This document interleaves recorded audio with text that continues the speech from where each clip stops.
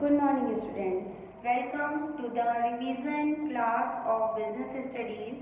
Students, today we have discussed the last topic of this chapter, that is business risk, meaning, nature and causes. So let us start. ठीक है. First of all we discuss meaning of business risk. Students, business risk आपको बता दें कि most important part of business होता है. ठीक है.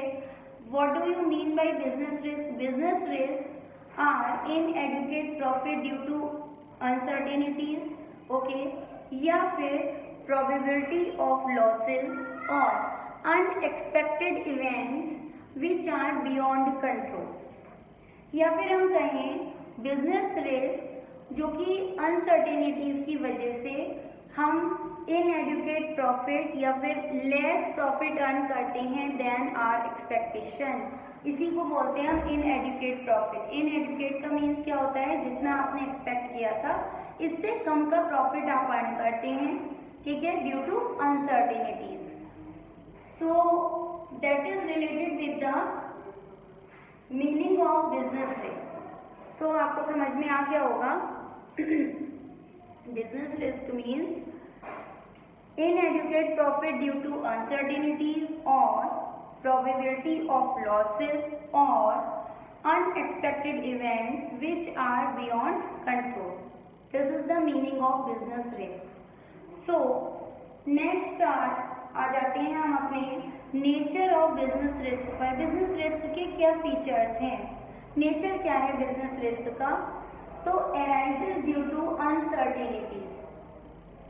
बिजनेस रिस्क किसकी वजह से अराइज होता है? Uncertainties. Uncertainties means we don't know about our future कि what will be happen in future. जिसके लिए आप अनएक्सपेक्टेड हैं, आपको ये चीज़ बिल्कुल नहीं पता कि कल क्या चीज़ हैपन होने वाली है. इससे जब हम बिल्कुल भी अनअवेयर हैं तो that condition is known as uncertainties. और दैट्स वाई अनसर्टेनिटीज हर जगह अवेलेबल है, हर एक फील्ड में अवेलेबल है. तो बिजनेस रिस्क अनसर्टेनिटीज की वजह से क्रिएट हो जाता है, अराइज हो जाता है. Just like government policy change हो जाएगी, आपसे बताकर चेंज होगी? नहीं. डीमोनेटाइजेशन स्टार्ट हुआ, क्या आपसे पूछकर स्टार्ट किया गया? नहीं. ठीक है, लेकिन उसका जो इम्पैक्ट पड़ा वो हर बिजनेसमैन, इवन हर एक फील्ड में उसका इम्पैक्ट दिखाई दिया. तो ये क्या है? बिजनेस रिस्क है. ठीक है, और ये बिजनेस रिस्क अनसर्टेनिटीज, अनसर्टेन था. आपको पता था कि डीमोनेटाइजेशन होने जा रहा है, गवर्नमेंट अपनी पॉलिसी चेंज करने जा रही है? नहीं पता था. रातों रात डिसीजन ले लिया गया और ये सारा प्रोसीजर अप्लाई कर दिया गया. ठीक है, तो इस तरीके से अनसर्टेनिटीज की वजह से बिजनेस रिस्क अराइज हो जाता है. या फिर मार्केट में कंडीशन, कस्टमर का टेस्ट, कस्टमर की डिमांड चेंज हो जाती है, उसका टेस्ट चेंज हो जाता है. आपसे पूछकर चेंज होगा? नहीं. तो दैट्स वाई कहते हैं कि बिजनेस रिस्क अराइज होता है ड्यू टू अनसर्टेनिटी. और अनसर्टेनिटी मैंने बताया जिसके लिए हम अनअवेयर हैं, हमें पता नहीं है कि कल फ्यूचर में क्या हैपन होने वाला है.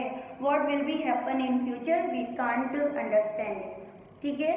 Then next, it is an essential part of every business. Yes, ये फैक्ट है स्टूडेंट्स कि business risk is an very important और essential part of every business. Nobody, no one businessman can remove it from its business. कोई भी businessman अपने business से risk को remove नहीं कर सकता. ठीक है, आप एलिमिनेट नहीं कर सकते बिजनेस रिस्क को, बट हम थोड़ा सा क्या कर सकते हैं, अप या डाउन हो सकता है business risk. Degree of risk को हम क्या कर सकते हैं, थोड़ा सा रिड्यूस तो कर सकते हैं.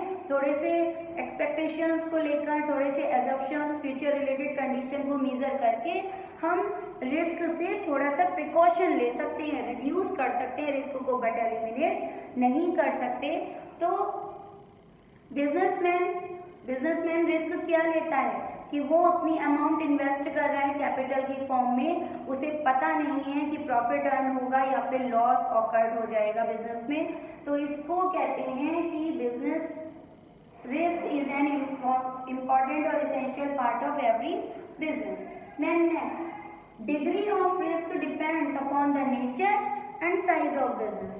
साइज ऑफ बिजनेस की बात करें स्टूडेंट्स, एक स्मॉल स्केल पर हम अपने बिजनेस को स्टार्ट करते हैं और कुछ बिजनेसमैन लार्ज स्केल पर अपने बिजनेस को स्टार्ट करते हैं। जितना बड़ा स्केल होगा उतनी ही डिग्री ऑफ रिस्क ज़्यादा हो जाएगा कंपैरेटिवली स्मॉल स्केल बिजनेस के। देन नेचर ऑफ बिजनेस पर अगर हम आ जाएं तो नेचर ऑफ बिजनेस, वैसे तो नेचर ऑफ बिजनेस आपका मैन्युफैक्चरिंग और ट्रेडिंग का पार्ट माना जाता है।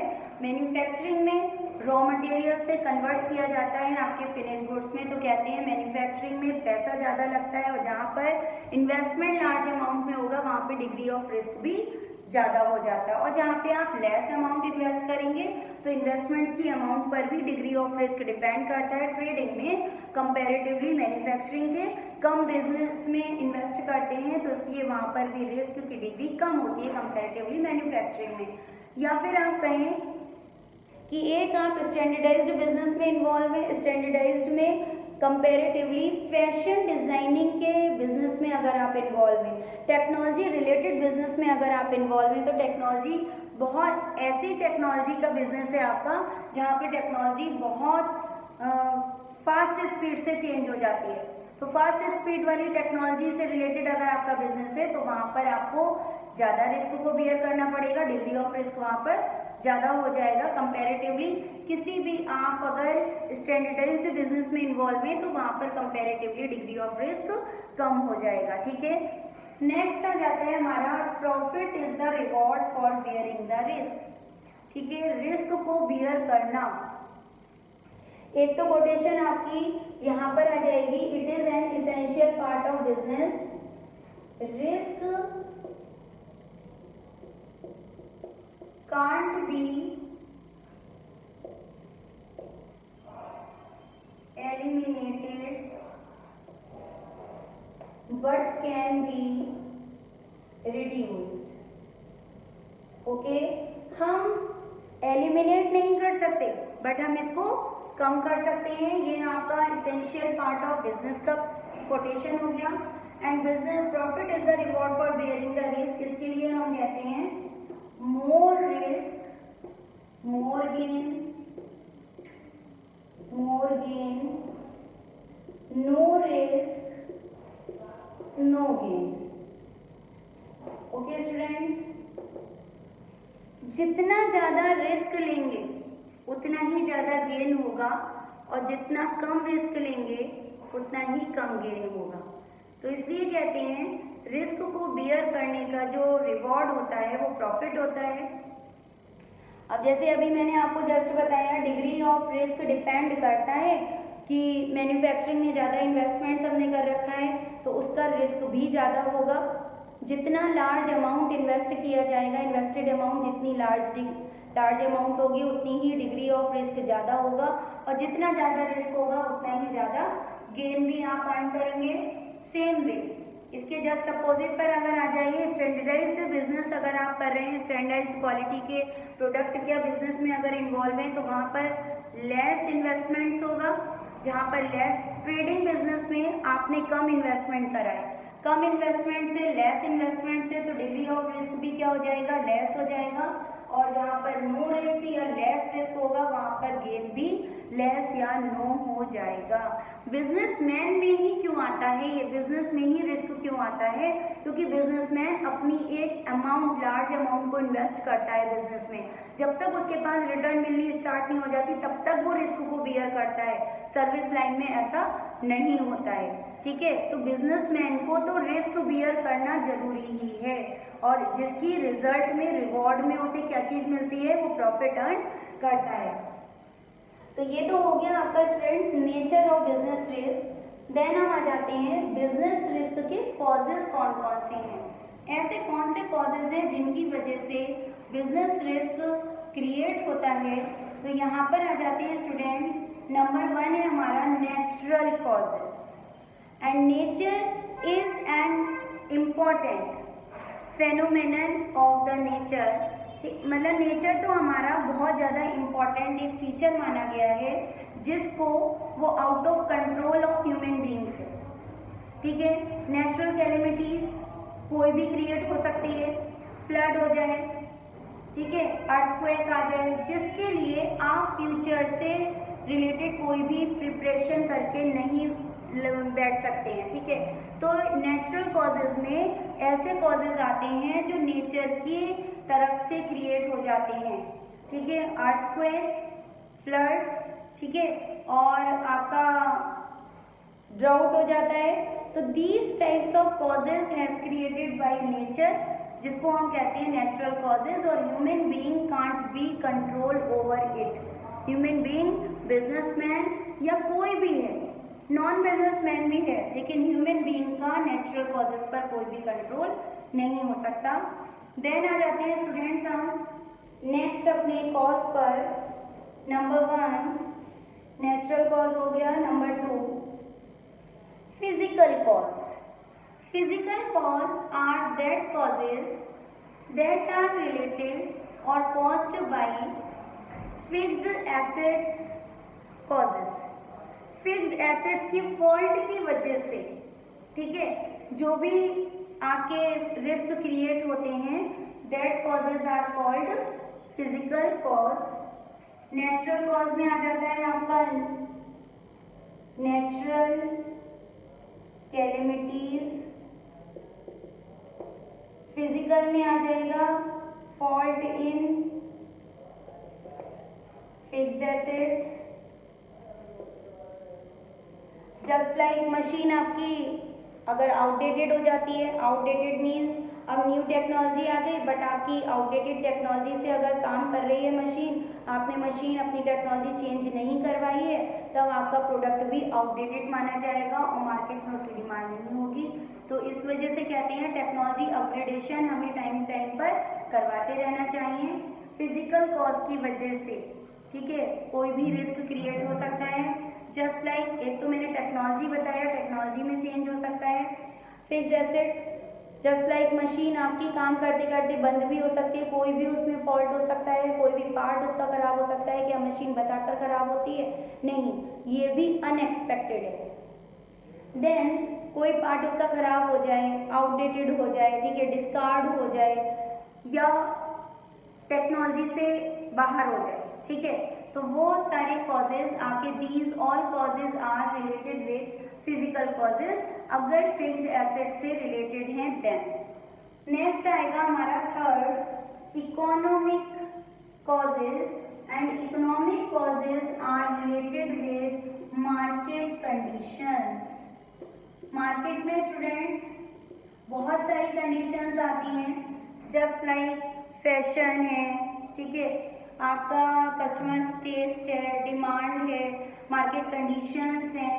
These are related with economic causes. Okay, market से रिलेटेड जितनी भी कंडीशंस आएंगे, जितने भी कॉजेज क्रिएट होंगे, वो सब आपके इकोनॉमिक कॉज में इन्वॉल्व हो जाएंगे और इसकी वजह से भी बिजनेस रिस्क बियर करना पड़ सकता है।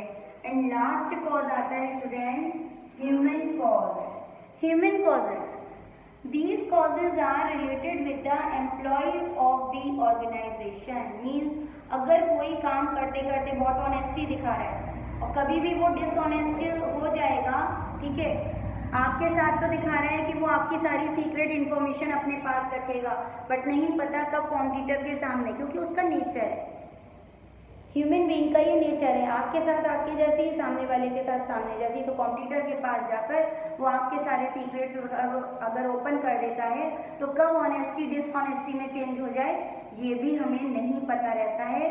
तो जिसको बोलते हैं ह्यूमन कॉज, जो ह्यूमन नेचर की वजह से, एम्प्लॉयज ऑफ द ऑर्गेनाइजेशन की वजह से क्रिएट होते हैं, वो सारे कॉजेज हमारे आ जाएंगे ह्यूमन कॉज में। नेचुरल कॉज में नेचुरल कैलेमिटीज़ की वजह से रिस्क क्रिएट हो जाता है। फिजिकल कॉज में फिक्स्ड एसेट्स के डैमेजेस की वजह से, फॉल्ट की वजह से रिस्क क्रिएट होता है।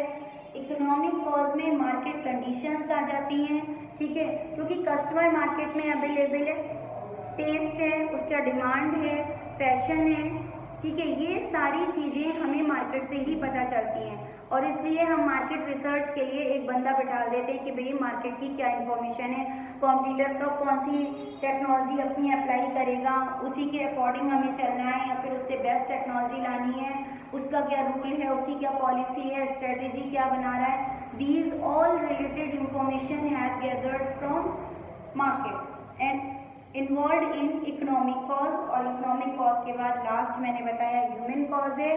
ह्यूमन कॉज जो कि क्रिएट होता है ह्यूमन बींग्स की वजह से और एम्प्लॉयज ऑफ द ऑर्गेनाइजेशन की वजह से। ओके स्टूडेंट्स, बिजनेस रिस्क मैंने आपको बताया, उसका मीनिंग, कभी भी कोई भी मिस हैपनिंग हो सकती है, ठीक है।